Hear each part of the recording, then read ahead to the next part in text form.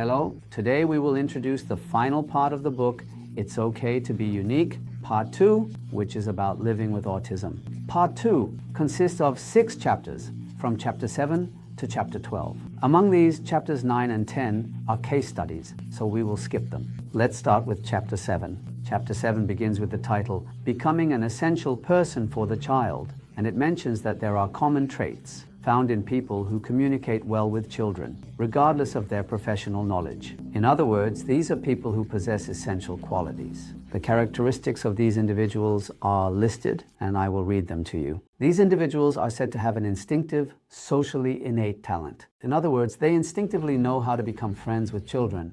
When children meet them, they feel at ease, and these individuals are not defined by their titles or level of education. I also quite agree with this aspect to a certain extent. And they are always connected with children. They try to understand behavior with deep interest, and they think about why our children behave in certain ways and are good at recognizing even the smallest signals. They try to share control and offer help and always aim to respect our children. They handle situations with a desirable sense of humor. This means they don't take everything too seriously. They listen to and respect what our children have to say. And they don't obsess over predetermined programs or plans, but rather adapt to the situation. The second group is introduced as having similar qualities, though not as much as the first group, but they lack the instinctive talent for getting close. They even get annoyed and feel uncomfortable at times. However, they have a willingness to learn and actively seek advice from their family. It is said that these types of people are the most common overall. They are introducing several cases. When a child was having a very hard time at school, the principal of the school, instead of scolding the child, called them to the principal's office to share an orange together. This is an example of making an effort to establish a trust relationship that the child can rely on during difficult times. Another child was obsessed with the name of the president, specifically the name of the US president. They used this child's obsession to encourage physical activities. In other words, they connected the names of US presidents with physical activities. For example, President Lincoln was associated with stretching and President George Washington with arm swinging. In this way, they guided the children. Another teacher had a child who found it very difficult to sit in the middle during circle time, so they made a special seating board for that child. Since this could be seen as favoritism by other children, they also made seating boards tailored to each of the other children. After that, the child named Nina was able to participate well in circle activities. Another speech therapist conducts lessons while making cookies. Another teacher, who is a special education teacher at a special school, opened a school store where our autistic students could sell snacks and drinks. Through this, our children were able to learn life skills and improve their social relationships as customers came and went. On the other hand, there are people who lack essential things. These are people with the following characteristics. They instinctively cause anxiety in the child. They also act based on prejudices rather than trying to learn from their family. They have received a lot of education but lack ability, especially because they don't ask why. It is said that they do not ask why. They focus on training, discipline, and results. Instead of helping the child, they aim to completely control and constantly impose something. They also tend to neglect the child's issues and push forward with their own set goals. These individuals also prioritize plans over the child. They rely solely on the child's past reputation instead of their potential. They do not consider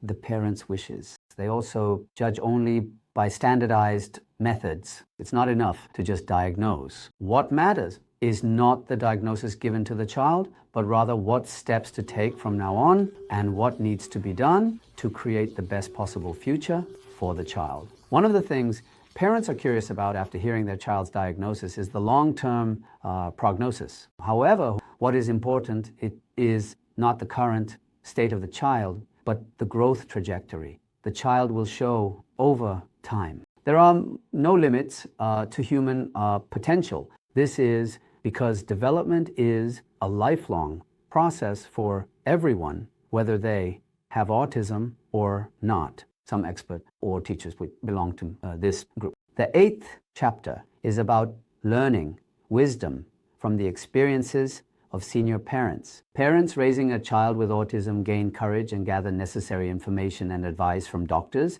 educators, therapists, books, the internet, and various other sources. However, according to the author's experience, the most valuable and beneficial wisdom, the greatest strength comes from the wisdom received from other parents who have already walked this path. Experts may know more about autism, but when it comes to their own child, the parents are the true experts. Additionally, the author advises parents of children with autism to seek out supportive and understanding groups. When parents learn that their child has autism, they may feel isolated and alone from the world. It is very important to meet with parents who are on the same journey. The key is to meet people who pursue positive thoughts and approaches. You should avoid gatherings of pessimistic people. If everyone only talks about how stressed they are, the problems they face with the school, what their child cannot do, and what treatments are needed, it can make you feel even more dark and hopeless. Of course, it's not that you can't talk about these things. However, instead of stopping there, it's about discussing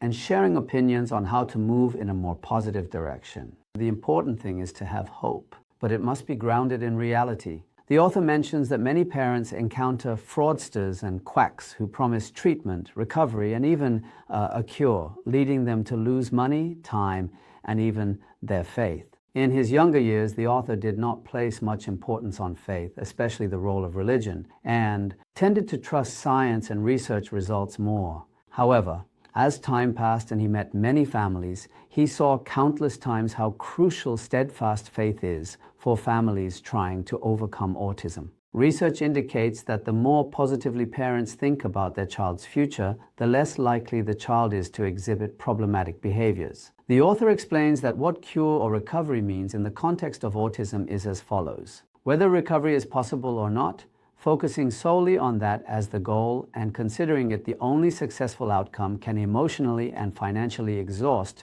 both parents and the child. I have previously discussed this in a similar direction while filming a YouTube video about treatment. It becomes even more problematic when the focus is specifically on reducing autistic behaviors. On the other hand, there are many parents who find great joy in the minor achievements and small progress their children make. They are able to do so because they focus on the long journey. In other words, when considering whether it is a happy self-awareness or academic success, the author emphasizes that the most important things are having self-expression and self-esteem, feeling happiness, having positive experiences, and forming healthy relationships, and the ability to regulate one's own emotions. When one has an emotionally ultimate experience, it inspires the desire for learning and exploration, fosters the wish to form good relationships with others, and encourages the pursuit of more diverse experiences. However, many parents, educators, and therapists tend to focus more on academic performance or acquiring skills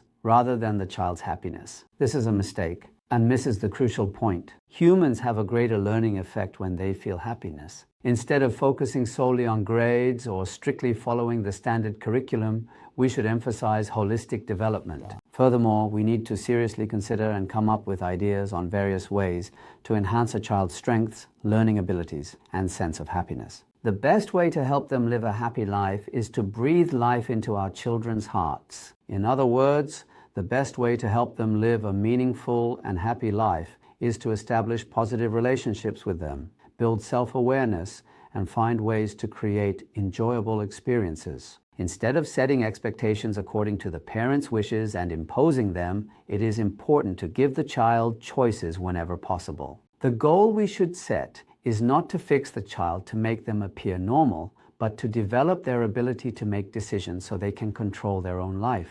The final chapter includes several Q&A sections. It's not feasible to introduce all of this content, so I will only present 3 or 4 Q&A sections that I consider important. The first is an answer to what is the most important thing parents and teachers can do for a child with autism. It is to bring the child into the world while providing the necessary support. The way to make the most positive change in a child's life is to bring them out into the world and strive to include them in the mainstream rather than keeping them in a safe place and protecting them. If you only protect them from all the difficulties of life, the child will not grow socially and emotionally. How can they grow if they are not given the opportunity to try? A child may struggle while having new experiences. However, you should support them from the side so they can endure a certain level of difficulty. The second question is, when is it appropriate to tell a child that they have autism? The answer to this is that it is good to start when the child begins to feel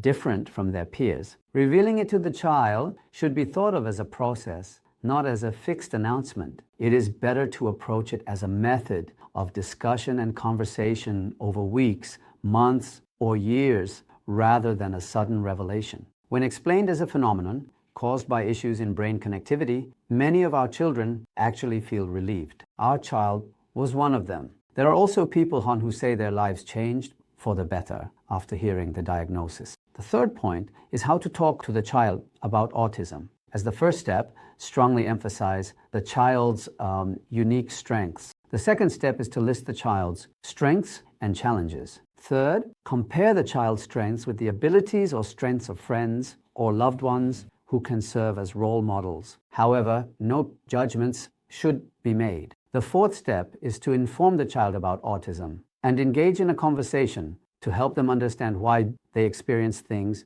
differently and may struggle with certain aspects. With this, we have completed the introduction of the book, It's Okay to Be Unique. As I mentioned at the beginning, the reason for providing such a detailed introduction to this book is that the claims made by the author, who is a field expert with 30 years of experience, resonate significantly with my own experiences and information gathered while raising my child, as well as observations from other families' children. I hope it has been helpful to many families. Thank you.